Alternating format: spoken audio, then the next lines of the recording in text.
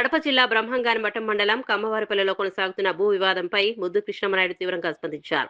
వైఎస్ఆర్ కడప జిల్లా దిరసవంచ రెవెన్యూ పరిధిలోని survey number 18/19 తమ పూర్వీకుల భూమిని రాజకీయ కక్షలతోనే కొందరు ఆక్రమించేందుకు ప్రయత్నిస్తున్నారని ఆరోపించారు. ఖమ్మంగారి పార్కులో నిర్వహించిన విలేకరుల సమావేశంలో ఆయన మాట్లాడారు.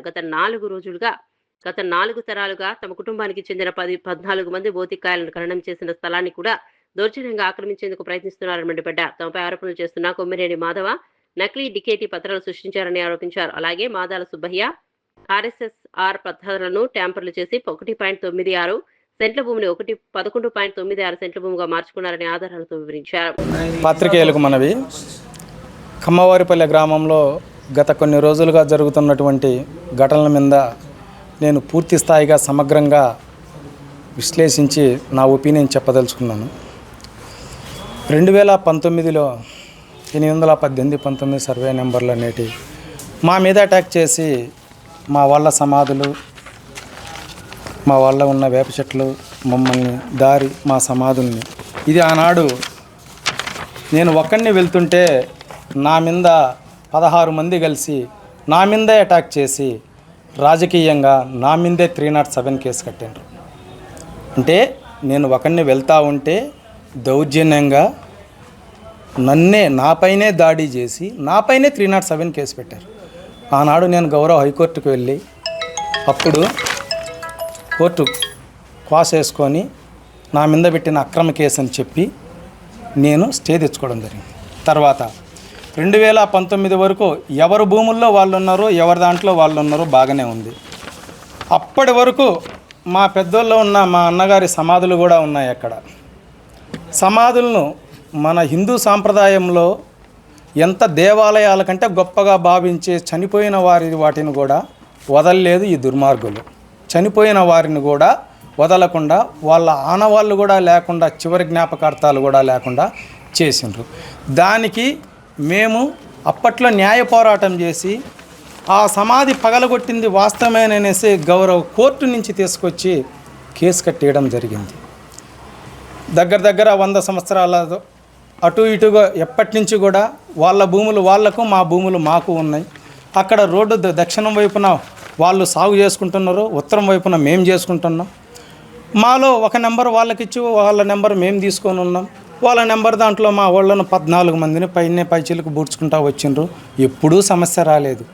సమస్య అంతా వచ్చింది గత వైసీపీ గవర్నమెంట్లో నుంచి మా మీద కక్షగట్టి ఒక రిటైర్డ్ అయ్యే తహసీల్దార్ సుబ్బరామయ్య గారి చేత వాళ్ళ అక్రమ ఆన్లైన్లు చేసి మేము వచ్చేసి ఒకటే చేసినాం.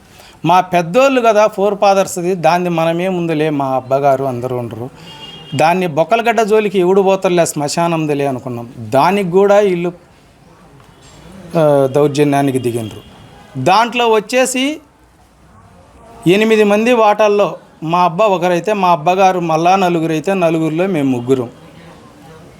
కేవలం దీన్ని రాజకీయ కక్షంతో తప్ప వేరేది ఏదీ కాదు. మేము టీడీపీ అని చెప్పి ఆనాడు 2019లో మా మీద ఏకదాటిగా మమ్మల్నే దాడి చేసి మాపైనే అక్రమ కేసులు పెట్టి 307 అటెంప్ట్ మర్డర్లు. దాని మానసిక క్షోభతో తర్వాత మా అమ్మగారు 2020 జూన్ 18న చనిపోవడం జరిగింది. అప్పటి నుండి మమ్మల్ని బూడ్చుకోనే లేదు. అంతకు ముందు వరకు ప్రతి ఒక్కరిని మా వాళ్ళను 4 ఫాదర్స్ వాళ్ళందరినీ అక్కడే బూడ్చుకొని ఉన్నారు. కావాలంటే ఊర్లోకి రాండి, దాని పేరు తూర్పు మిట్ట అంటారు. అది ఎవరు బూడ్చుకుంటా అన్నారు, ఎవరు సాగు చేస్తా అన్నారు. భూమి పుట్టిందే తప్ప ఈ రోజుటికి భూమి సాగు చేయలేదు. అటువంటి దాన్ని మేము ఇచ్చిన నెంబర్ని ఆ పక్కకు పోయి ఎంజాయ్ చేసుకుంటున్నారు. ఈ పక్క మేము బూడ్చుకున్న దానికి కూడా వచ్చిండ్రు. ఇది ఎక్కడ కేవలం రాజకీయ కక్షతో తప్ప వేరేదేమీ కాదు. ఇప్పుడు అన్నగారు ఎవరో అడిగారు, వాళ్ళ పేరు మీద ఏదో ఆన్లైన్ వేసి మేము గౌరవ హైకోర్టుకి వెళ్ళున్నాం. హైకోర్టుకు వెళ్ళిన తర్వాత హైకోర్టు వాళ్ళ ఆన్లైన్ను క్యాన్సిల్ చేసేసింది. క్యాన్సిల్ చేసిన తర్వాత ఎవరి టైటిల్స్ ఉంటే వాళ్ళకనేసి చెప్పారు. అది హైకోర్టు కూడా ఆర్డర్ కూడా వచ్చింది. వాళ్ళకు తెలుసు ఆ విషయం. వాళ్ళు చట్టపరంగా పోయి తెచ్చుకోమనండి. వాళ్ళకుంటే వాళ్ళకు వస్తుంది, మాకుంటే మాకు. కానీ దౌర్జన్యంగా ఈ దినమునకు వాళ్ళకి రికార్డు లేదు. వాళ్ళు దౌర్జన్యంగా ఏయో పాత ఆన్లైన్లు చూసి మాది ఉండాది, మాది చేసినారన్నారు. గౌరవ హైకోర్టుకు ముందు మేము లోకల్ కోర్టులో కేసు వేసి ఉన్నాం. లోకల్ కోర్టులో మాకు ఆర్డర్ రాలేదు. అప్పుడు రాలేదు. ఆ కోర్టు ఎందుకు ఎన్ని రోజులైనా వగదెగట్లేదు, హైకోర్టు డైరెక్షన్ తీసుకొని వెళ్ళాలని మేము అనుకున్నాం. నేను కోర్టు ఎన్నిక కోర్సు తీసుకుంటే వాళ్ళు కేసు గెలిచినట్ట, వాళ్ళు కేసు వెళ్ళి మళ్ళీ మా మీద ఆర్డర్ తీసుకొచ్చే వాళ్ళకి ఆర్డర్ వచ్చినట్టు, నేను ఎన్నిక తీసుకుంటే వాళ్ళకి ఆర్డర్ వచ్చినట్టు ఏంటిది? ఇది హాస్యాస్పదము, చాలా శోచనీయం ఇది. ఆ విషయం గుర్తుపెట్టుకోవాలి. మా దగ్గర 4 పేపర్లు ఉన్నాయి, 10 మంది మనుషులు ఉండరు, మేము ఏది చేస్తే అది అనేసి. ఊర్లో ఎంత అలిగేషన్లు చేసేది వాళ్ళే చేసేది అలిగేషన్లు. వాళ్ళకు నచ్చితే ఒక లెక్క, నచ్చకుంటే ఒక లెక్క. మా వాళ్ళంతా ఎడ్యుకేటెడ్, మాకంత అవసరం లేదు. వీళ్ళేదో రాజకీయంగా మసిగుడ్డ పూసి మా మీద బేసి మాటికి నన్ను వ్యక్తిగతంగా టార్గెట్ చేయాల్సిన పనే లేదు. వాళ్ళట నన్ను వ్యక్తిగతంగా టార్గెట్ చేస్తే నేను వాళ్ళను వ్యక్తిగతంగా టార్గెట్ చేయాల్సి ఉంటుంది. కేవలం రాజకీయంగా 2019 నుంచి 24 వరకు మమ్మల్ని అనేక రకాలుగా ఇబ్బంది పెట్టిండ్రు. మా సమాధుల్ని కూలగొట్టేసిండ్రు, అక్కడ ఉన్న మా ఆధీనంలో అప్పటి నుంచి ఉన్న పొలాలను చేసిండ్రు. ఈ పొద్దు మళ్ళీ ఏమి లేకపోయినా 10 మంది మనుషులు తాగుడు బోతలను తీసుకొని అక్కడ ఉన్న చెట్లను పెకలించేసి మొత్తం గత వారం 10 రోజుల క్రితం నుంచి మేము ఉండేది 4, వాళ్ళు ఉండేది సంబంధం లేని వాళ్ళు కూడా, దీంట్లో హక్కుదారులు కూడా కాదు. వాళ్ళకి ఏం కావాలా? ఎంటర్టైన్మెంట్ కావాలా? ఊర్లో గొడవ అనేది ఏదో ఒక గొడవ ఉండాలా, వడ్డీకి డబ్బులు ఇవ్వాలా, ఆ చేసినోడు పోవాలా, అది తప్ప వేరే ఉద్దేశమే కాదు. ఈరోజు మళ్ళీ కూడా పూర్తిగా ఊర్లో అలిగేషన్లు లేపేది ఎవరో పోలీసులకు తెలుసు, ఊర్లో వాళ్ళకు తెలుసు. ఒక పేరని చెప్పాల్సిన పని. ఆ ముఠాకు మొత్తం సాయంత్రంకు గొడవ లేనిది వాళ్ళకి నిద్ర పట్టదు. ఎందుకు? ఎంటర్టైన్మెంట్ కావాలా, ఎవడో ఒకడు మనకు రావాలా. దానికి తోడుగేంది, మఠంలో 2-3 బ్రోకర్లు ఉండరు. ఏ పల్లెటూరులో ఏ సమస్య జరిగితే మనకేం జరుగుతుందా, మనకి ఏ లెక్కలు వచ్చాయా అనేది తయారైపోయిండ్రు. ఇది ఈ విధంగా కాకుండా గ్రామం ప్రశాంతంగా ఉండాలంటే వాళ్ళు దిగాల్సిన పని లేదు, మేము దిగలేదు కదా. రికార్డు టైటిల్ డిసైడ్ చేసుకోమనండి. వాళ్ళకు వస్తే వాళ్ళు, మాకు వస్తే మేము. అంతకు తప్పక మాకు ఎంఆర్ఓ గారు, ఆర్డీఓ గారు, కలెక్టర్ గారు వాళ్ళు అవి ఇచ్చినారు, మీరు ప్రూవ్ చేసుకోండి, మీకుంటే మీకుంటుంది, మాకుంటే మాకు వచ్చది. అంతే తప్పగాని రౌడీజంగా రాత్రుల పూట కంపలు కాల్చడము, సమస్యలు జరుగుతాయి అంటే పోలీసు వాళ్ళ మీదకి తిరగమల్లడము, ఇది చాలా నీచమైన పని పూర్తిగా. అసలు ప్రజాస్వామ్యంలోనే మాయని మచ్చలు మేము చెప్పేది. ఈ విషయం చాలా దారుణమైన. వాళ్ళు చేసే తప్పు పనులన్నీ వాళ్ళు చేసేది మా మీద అనేది. ఫలాని తప్పని చెప్పమను, మేమేం చేసినాం అనేది. ఏదో 420 అనే మాట అన్నాడు అనేసి. అసలు మొదటి 420 శ్రీధర్ టైంలో నుంచి చేసిన ప్రతి ఒక్క నేరాలు వాళ్ళవే, క్రిమినల్ నేరాలు. 778, 79, 8163లో రాసింది మాదాల సుబ్బయ్య.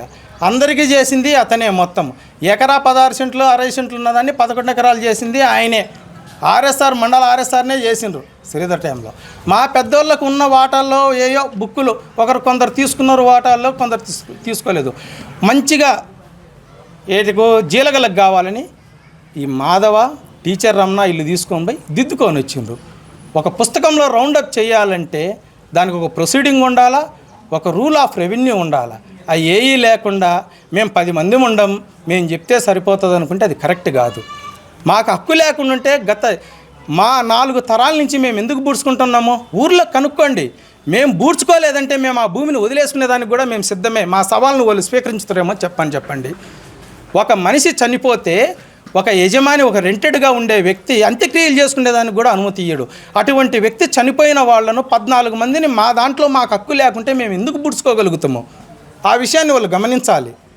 ఏదో 10 మంది ఉండం కదా, మనం ఏమనుకున్నా జరుగుతుందిలే, ఏదైనా మనం కట్టగట్టుకొని అంతా పోయి చెప్తే సరిపోతుందిలే లేని బొట్లని. నన్ను రాజకీయంగా తప్ప వేరే ఉద్దేశంతో కాదు. దాంట్లో 100 సెంట్లలో 1 సెంటు కూడా రాదు నాకు. అనవసరంగా నా మీద ఎందుకు టార్గెట్ చేయడము? అట్లా టార్గెట్ చేయాలంటే అది వేరే విషయం, వ్యక్తిగతంగా దూషణలకు. అంతే. పూర్తి వాస్తవాలు మీకు తెలుసు, నాకంటే ఎక్కువ. 1900 మా బాబాయ్లకు 95 బుక్కులు వచ్చినప్పటికి నేను పిల్లోళ్ళని. మాకెట్ట తెలుసాయా? చేసేది మొత్తం నీచమైన పనులు మీరు, మళ్ళీ అవన్నీ రిటర్న్ మమ్మల్ని అనేది. ఇది ఎంతవరకు కరెక్ట్ కాదు. ఇప్పటికైనా కూడా మేము చెప్తున్నాము, ఊర్లో సమస్యలు పెట్టేది మీరు, 10 మంది మనుషుల్ని బేసేది మీరు, శాంతి భద్రతలు వికాసం కలిగించేది మీరు. మేము